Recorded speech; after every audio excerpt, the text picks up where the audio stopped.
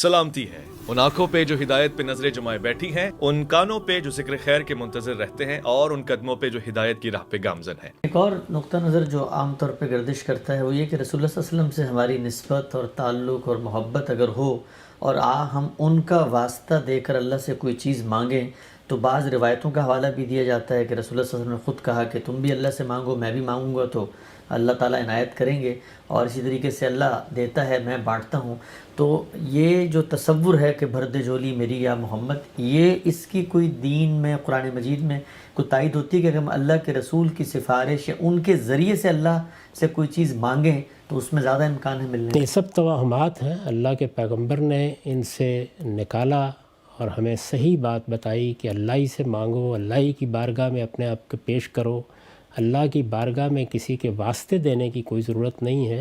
اللہ کی بارگاہ میں تو جا کے حمد و ثنا کے بعد اپنی ندامت، اپنا تضرع، اپنی عاجزی پیش کرنے کی ضرورت ہوتی ہے، اور بارگاہ خداوندی سے آپ رحمت کی توقع کرتے ہیں، ہاتھ اٹھاتے ہیں، دعائیں کرتے ہیں، اور یہ طریقہ ہی پیغمبروں کا سکھایا ہوا طریقہ ہے۔ خود رسالت مآب صلی اللہ علیہ وسلم نے یہی طریقہ سکھایا۔ جو بات قرآن میں کہی گئی وہ یہ تھی کہ رسول اللہ صلی اللہ علیہ وسلم کے سامنے اگر تم جاتے ہو تو جا کے ان سے درخواست کرو اس بات کی کہ تم اگر توبہ کر رہے ہو، تم مغفرت چاہ رہے ہو، تم نے اپنے آپ کو خدا کے سامنے ڈال دیا ہے، تو وہ بھی اللہ سے درخواست کریں کہ تمہیں معاف کر دیا جائے۔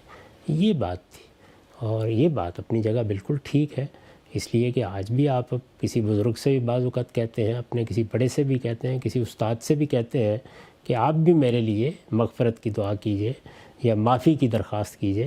تو اللہ کے حضور میں درخواست کرنے میں کوئی معنی نہیں ہے، وہ میں کروں، آپ کریں، کوئی خدا کا پیغمبر کرے، اگر کوئی ہمارا بزرگ کرے، درخواست کرنی ہے۔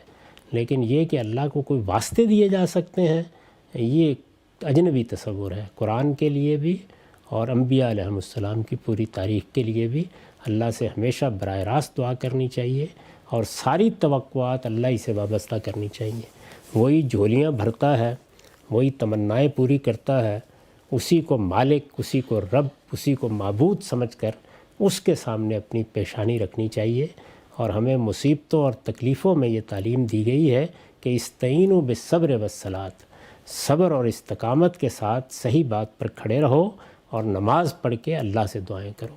تو دعائیں اللہ سے براہ راست دعائیں جس طرح کے پیغمبروں نے سکھائی ہیں، قرآن مجید میں پیغمبروں کی دعائیں بیان ہوئی ہیں، حدیثوں میں رسالت مآب صلی اللہ علیہ وسلم کی دعائیں بیان ہوئی ہیں، سب دعائیں براہ راست اللہ تعالیٰ سے ہیں۔ دعا کا ادب وہی ہے جو سورہ فاتحہ میں سکھایا گیا ہے۔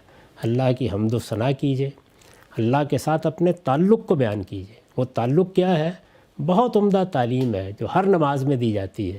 الحمدللہ رب العالمین الرحمن الرحیم مالک یوم الدین، یہ گویا اللہ تعالیٰ کی حمد، ثنا اور اللہ کی بادشاہی کا اقرار ہے، اور اس کے بعد اپنے تعلق کا اظہار ہے۔ ایاک نعبد و ایاک نستعین، یہ کریں، اس کے بعد جو مانگنا ہے مانگیں۔ اس میں ہم اللہ سے صراط مستقیم یا سیدھی راہ کی ہدایت مانگتے ہیں۔ ہم عاجز بندے ہیں، اور بھی بہت سی چیزیں مانگنے کی ہیں، تو وہ اس طرح سے ان آداب کے ساتھ مانگنی چاہیے۔ اللہ تعالیٰ نے یہ طریقہ نہ قرآن میں بتایا ہے، نہ رسول اللہ صلی اللہ علیہ وسلم نے یہ طریقہ ہمیں اپنی زندگی میں اپنے نمونے سے یا اپنی دعاؤں میں بتایا ہے۔ تو اللہ کے بتائے ہوئے طریقے ہی پر اللہ تعالیٰ کے سب معاملات کرنے چاہیے۔ اللہ تعالیٰ کے معاملے میں کسی قیاس یا اجتہاد کی گنجائش نہیں ہوتی۔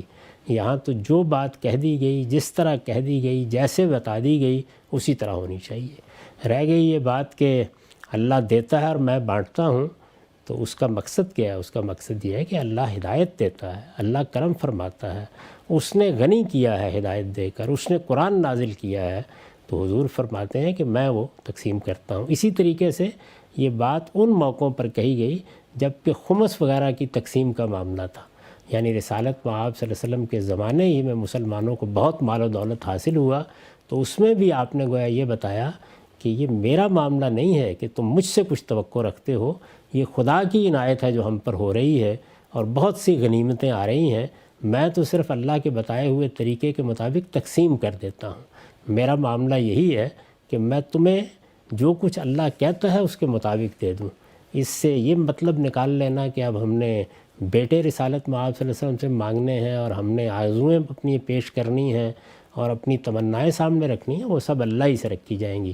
یہی توحید ہے، ایاک نعبد و ایاک نستعین۔